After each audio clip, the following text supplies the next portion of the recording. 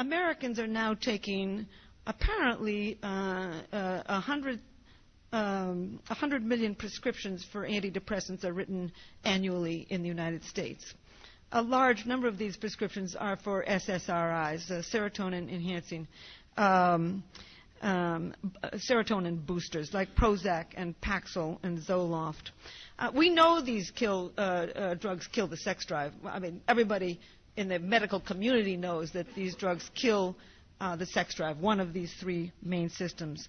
But I and my colleague, Andy Thompson, a psychiatrist, maintain that these drugs also kill your ability to fall in love and your ability to stay in love. In fact, when you drive up serotonin in the brain, you are suppressing the dopamine circuits. And the dopamine circuits are the circuits associated with elation, with obsessive thinking, and with feelings of romantic love. As a matter of fact, this is a going statement actually about these drugs. One person said, "I knew I was taking too much Prozac when my mother died and I didn't cry." I get a lot of emails from people, and one of them recently was from a man, I think in Holland, I'm not quite sure, but I think it was in Holland, and he said, I was madly in love with my girlfriend, and I was doing poorly in school, and so they put me on a serotonin-boosting antidepressant, and I lost my sex drive, but I also realized I didn't love my girlfriend, and I moved out. And 7 months later, I got off the pills, and my sex drive came back, and my feeling for my girlfriend came back too. And so I went to a florist, and I collected as many roses as I could carry in my arms, and went over to her house and said, "I think it was the pills. Would you take me back?" And she did. We're finding more and more people. Psychiatrists are not looking at this. The medical community has not. I've tried actually to write articles in three, in Lancet, in Nature, and in Science. They're not willing yet to see that these brain systems are related. And when you kill one brain system, it's going to have impact on other brain systems. And I think as medicine, because we know more and more about the brain and how these systems interact, we will, in the next 100 years, begin to realize that we are jeopardizing the world of romance and attachment with these drugs. And because they're going generic, they're going to be more and more common around the world.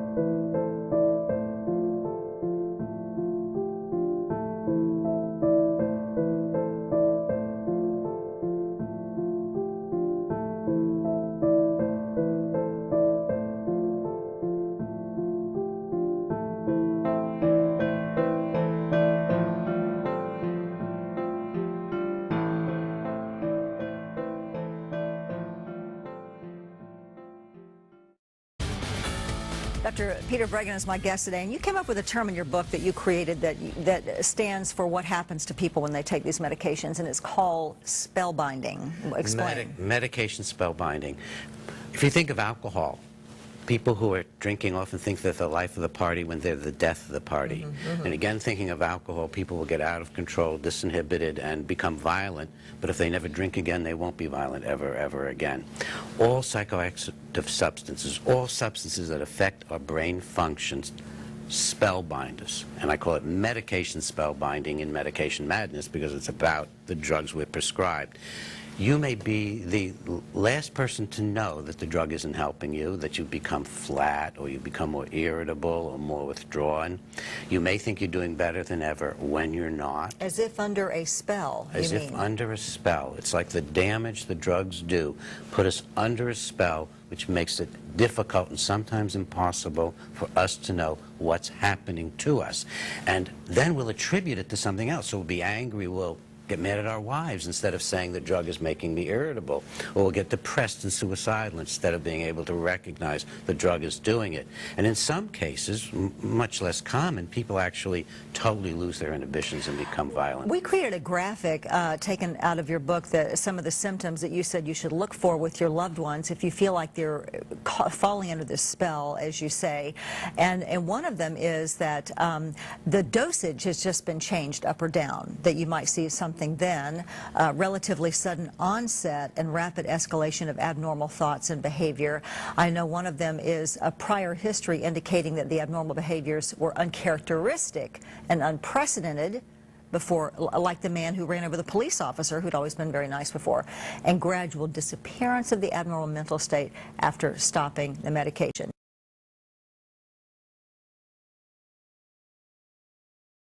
I went from being a shy and mildly depressed but never suicidal kid to being overcome with thoughts of hurting and killing myself while on the SSRI drugs, thoughts which I acted on. He told me I cannot stand the way this drug makes me feel.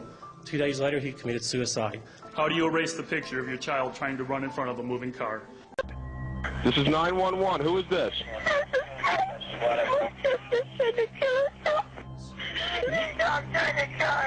Where is your sister? What is she trying to do? Take pills? For what? No, my dad told me. Our beautiful little girl Candace died by hanging 4 days after ingesting 100 milligrams of Zoloft. Matt violently and with great difficulty took his own life. She ended the night by cutting her wrist. I found Jacob hanging from the rafter in our attic. It wasn't the disease that caused my daughter to viciously mutilate herself. It was the drug. These parents believe the drug companies had evidence there was a risk, but never told them.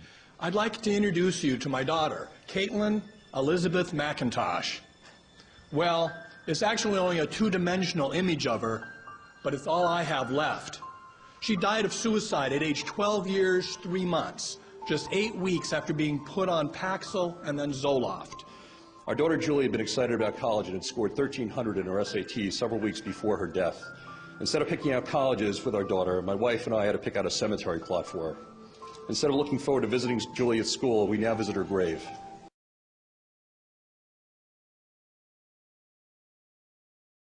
Commercials, billboards, free samples. Everywhere you look, antidepressants are being marketed.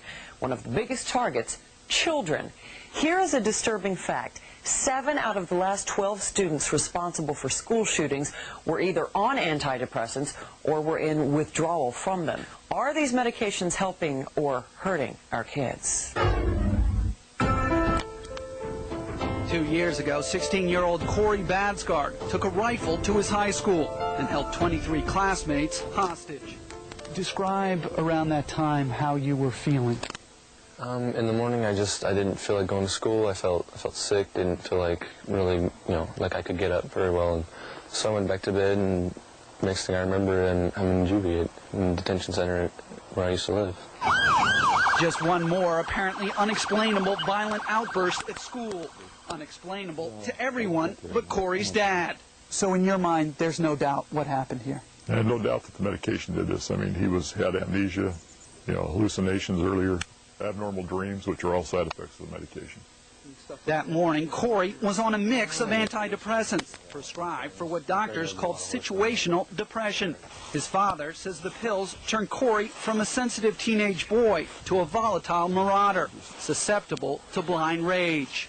He was never a violent kid. I mean, he's always been a good kid, loved us, hugged us all. You know, he's never watched violent videos, and until the medication, he started, you know, after that, then we realized that he was having aggression problems and, you know, was out of character.